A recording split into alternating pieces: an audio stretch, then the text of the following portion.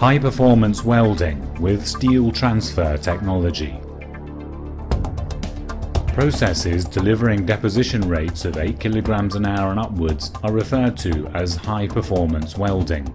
In order to achieve deposition rates like this, the entire welding system has to be extremely rugged, with all its components designed for perfect interoperability.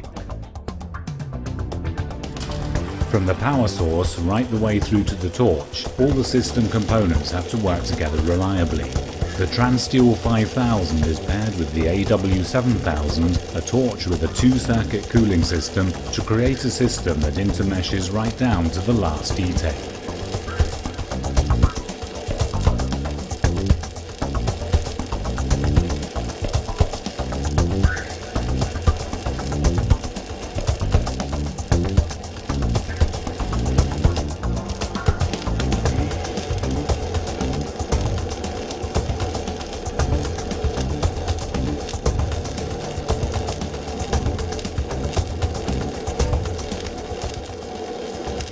High-performance welding is mainly used in construction machinery, steel and crane construction, and in shipbuilding, as well as offshore and in construction of tanks and vessels.